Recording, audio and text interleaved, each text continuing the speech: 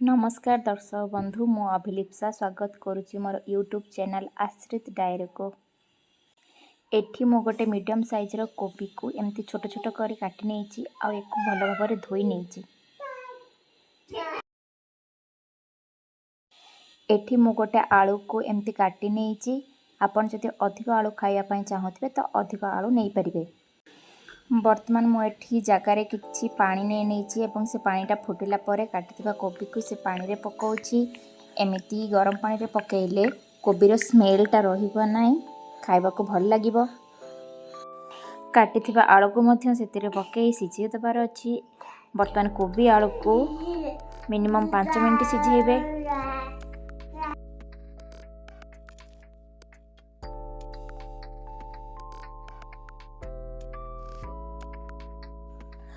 कोबी आलू सिझी गलानी याको आमे गोटे जगह को छाणी नेबा।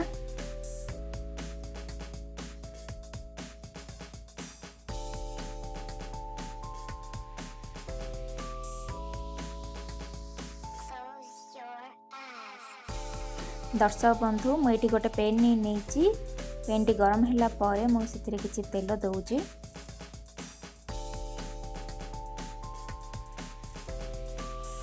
तेल गरम होला परे सिझाइथिबा आलू एवं कोबी को ए तेल रे भाजी नबा।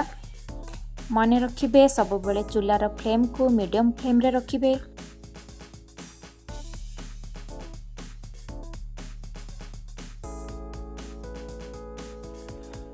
कोबी आलू को 4 रु 5 मिनिट पर्यंत भाजिबे जेते पर्यंत से लाइट ब्राउन कलर आसी नहीं।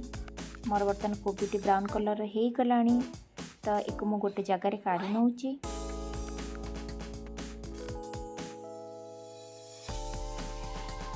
तापरे से पैन रे मु किछि तेल ने उनउची।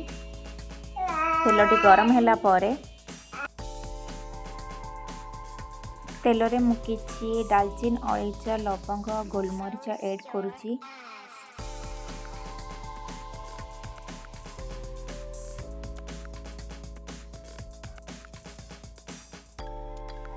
तापरे सेथिरे मु 2टी मीडियम साइज रो पियाज को एमती स्लाइस करि नेछि।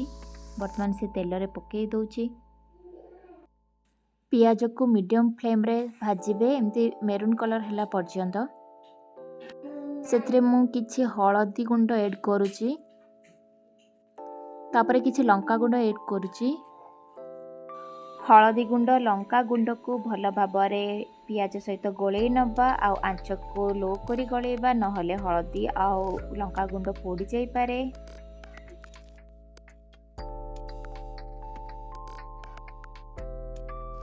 भल भाबरे गोळेई नेला परे मु एठी गोटे इंच रो अदा आ 10 पाखुडा रसुण को ब्लेंड करी नेछि। वर्तमान मु सेथिरे सेटा को ऐड करूची।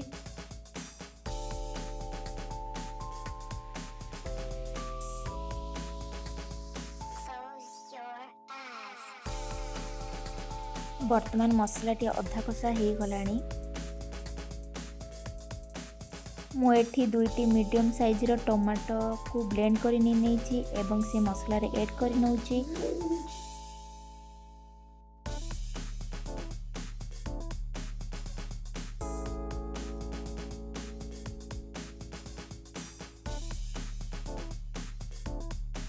मो मसला रे स्वाद अनुसार लूण ऐड करूची।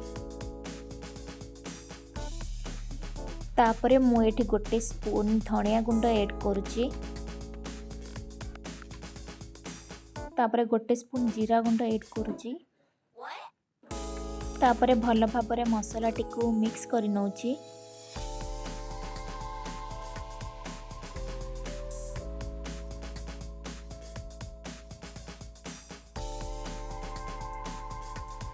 वर्तमान मसला टी मोर रेडी हो गलानी देखि पारुथुबे।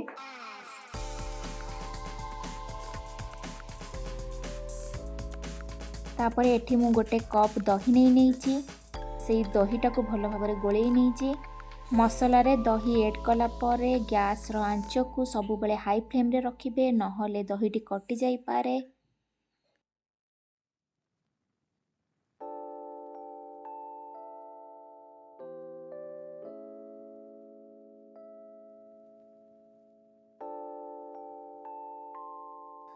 मसलाटी को भल भाव गोलई नेबे। देखंतु वर्तमान मोर मसलाटी रेडी हो गलानी।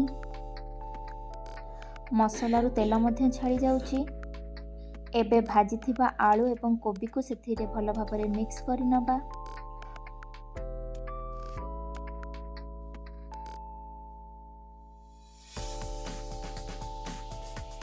मसलाटी कोबी रे भल भाव गोलई हो गला परे मु सेथिरे 2 कप पानी दे दूची। कोबीटी भल भाव सिझिबा पई वर्तमान आमे ताको 5 ରୁ 10 मिनिट पर्यंत घोड़े देबा।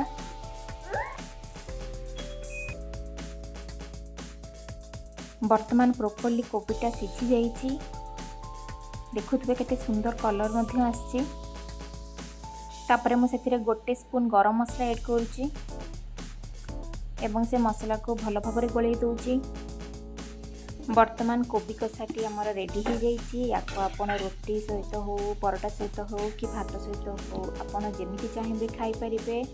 आउ केमिति लागिला मते कमेंट बॉक्स रे कमेंट करी जणाइबे। मो चैनल को सब्सक्राइब करिया पई जमा भी भूलिबेनी। आउ लाइक शेयर निश्चित करिवे। धन्यवाद। जय जगन्नाथ।